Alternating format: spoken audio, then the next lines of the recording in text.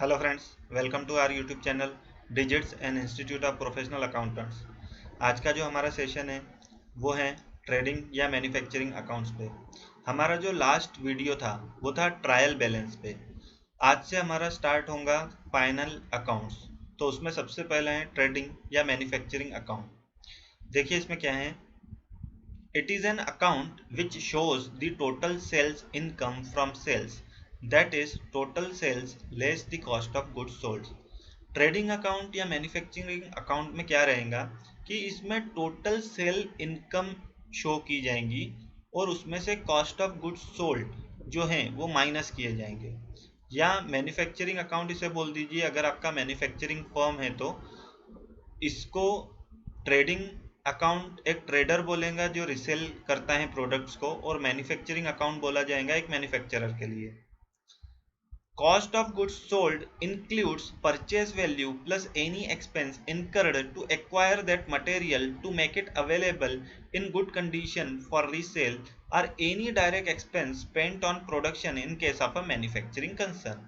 देखिए cost of goods sold जो हम निकालेंगे, किसी भी मटेरियल की कॉस्ट यानी उसका परचेस वैल्यू प्लस उसमें जो भी हमने कुछ खर्चा किए जैसा फ्रेट या लोडिंग अनलोडिंग चार्जेस हमारे वेयर हाउस तक उसको पहुंचाने के लिए, वो उसको प्लस किया जाएगा। या किसी भी टाइप का डायरेक्ट एक्सपेंसेस जो हम प्रोडक्शन में करते हैं वो उसमें ऐड किया जाएगा कॉस्ट ऑफ प्रोडक्शन में।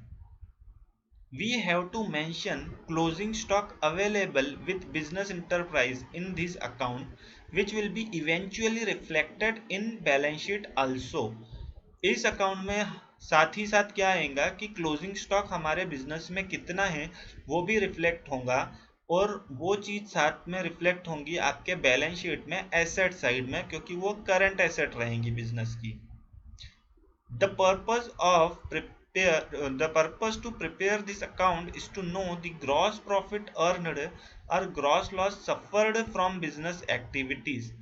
इस अकाउंट का जो हम बनाते हैं इसका पर्पस यही है कि हम ग्रॉस प्रॉफिट कितना हुआ है या ग्रॉस लॉस हमने कितना सफर्ड किया वो जाना जाए बिजनेस में।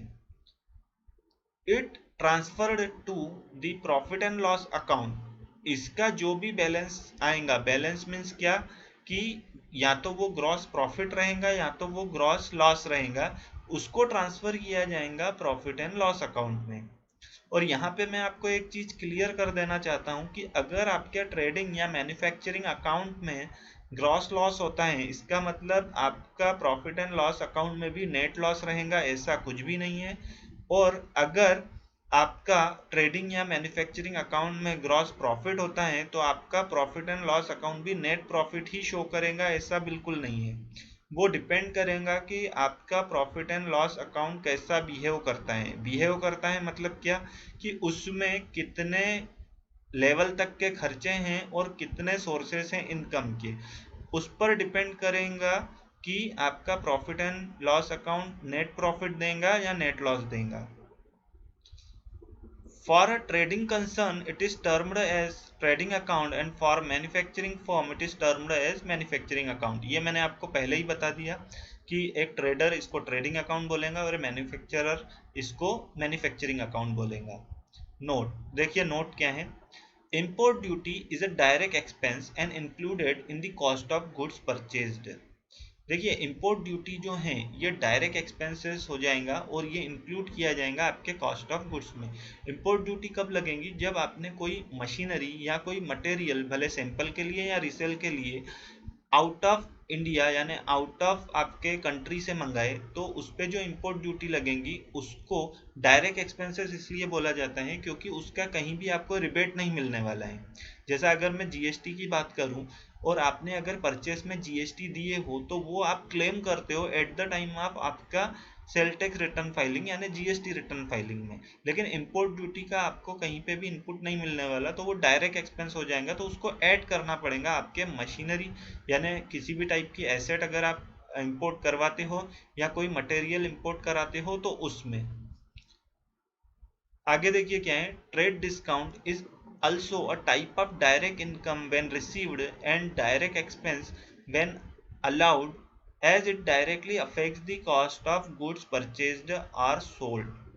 अब देखिए, ट्रेड डिस्काउंट जो रहता है, डिस्काउंट का आपने अगर हमारा सेपरेट जो सेशन हुआ था जिसमें कैश डिस्काउंट, ट्रेड डिस्काउंट और टारगेट डिस्काउंट, हर टाइप के डिस्काउंट्स हमने डिस्कस किए थे, तो आपको बहुत क्लियरली समझ में आ गया होगा कि ट्रेड डिस्काउंट ये डायरेक्ट इनकम क्यों है या डायरेक्ट एक्सपेंस क्यों है। क्योंकि ट्रेड डिस्काउंट, सपोज अगर कोई मटेरियल की वैल्यू 10 रुपये है, 10 रुपये उसका प्राइस है, अगर वो डीपी यानी डीलर प्राइस पे हम 8 रुपए की देते हैं, तो जो ये 2 रुपए का बेनिफिट हुआ है वो डायरेक्टली मेरे कॉस्ट ऑफ परचेस को अफेक्ट कर रहा है। तो इसलिए अगर वो मुझे मिल रहा है, मुझे कोई ट्रेड डिस्काउंट दे रहा है मेरा क्रेडिटर, तो वो मेरे लिए डायरेक्ट इनकम हो जाएंगी। और इसके विपरीत अगर मैं अपने कस्टमर को, अगर मैं समझो कि कहीं स्टॉकिस्ट हूँ और मेरे सब डीलर्स हैं और उनको मैं डीलर प्राइस दे रहा हूँ, तो उस कंडीशन में मैं जो उनको डीलर प्राइस पे माल दे रहा हूँ और ये जो 2 रुपए का मैं अपना सेक्रीफाइस कर रहा हूँ, ये मेरा डायरेक्ट एक्सपेंसेस में आएगा। क्योंकि वो जो वैल्यू मेरी थी मटेरियल की वो नॉर्मल पब्लिक के लिए थी और डीलर प्राइस में मैं उसको 8 रुपए में दे रहा हूँ, तो इसलिए वो मेरा डायरेक्ट एक्सपेंस हो जाएगा। While cash discount is a type of indirect income when received and indirect expense when allowed। But देखिए, कैश डिस्काउंट जो रहेगा ये इनडायरेक्ट इनकम और इनडायरेक्ट एक्सपेंस रहेगा। क्यों रहेगा ऐसा? क्योंकि मेरा बिल, सपोज हम पुराना ही एग्जांपल लें जिसमें मैंने 10 रुपए के प्रोडक्ट की बात किया, अगर वो मेरा बिलिंग 10 रुपए के ही रेट से हुआ, ना कि डीलर प्राइस जो कि 8 रुपए था, अगर मेरा 10 रुपए के रेट से हुआ और उसके बाद मेरे को कैश पेमेंट जब मैंने किया तब मेरे को कैश डिस्काउंट मिला, या मेरे को किसी ने कैश रिसिप्ट दिया तब मैंने किसी को कैश डिस्काउंट दिया, तो वो इनडायरेक्ट इनकम और इनडायरेक्ट एक्सपेंस के कैटेगरी में जाएगा।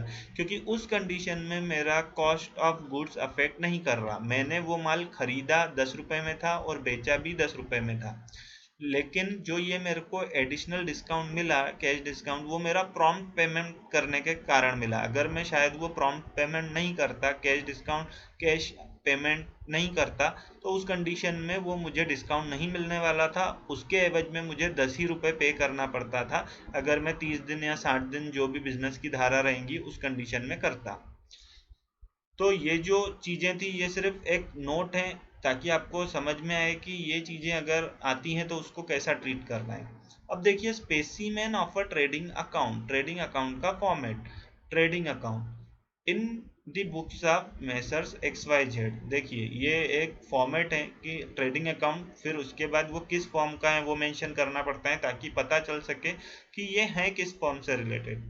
For the year ended on normally 31 March of any year जो भी रहेगा, या अगर आपको प्रोजेक्टेड बैलेंस शीट देना है, हो सकता है गवर्नमेंट टेंडर्स भरने के लिए या कहीं वेंडर रजिस्ट्रेशन के लिए या इवन बीएलपी यानी बैंक लोन प्रोजेक्ट के लिए, उस कंडीशन में भी ये किसी भी डेट का रह सकता है। सपोज आपने बैंक लोन अप्लाई किए हो 15 मार्च को, तो ये 15 मार्च तक का आपको देना है। अगर 27 जुलाई को किए हो तो 27 जुलाई तक का देना है। तो ये किसी भी डेट का रह सकता है, बट नॉर्मली ईयर एंडेड 31 मार्च किसी भी ईयर का ये हमें बनाना पड़ेगा, क्योंकि ये हमारे फाइनेंशियल स्टेटमेंट्स है, तो बुक्स क्लोज होने पर हमें ये बनाना पड़ता है।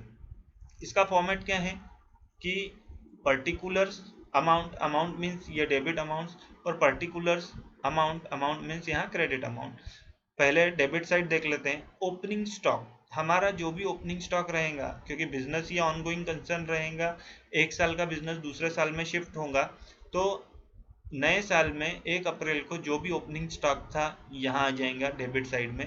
टू परचेसेस, हमने जो भी परचेस किया उसका value less purchase return. Suppose मेरा परचेसेस हुआ 10 लाख का और मेरा परचेस रिटर्न होता है 50,000 का, तो इसका नेट परचेस जो भी आया 9,50,000 ये मेरा आएगा इस साइड में।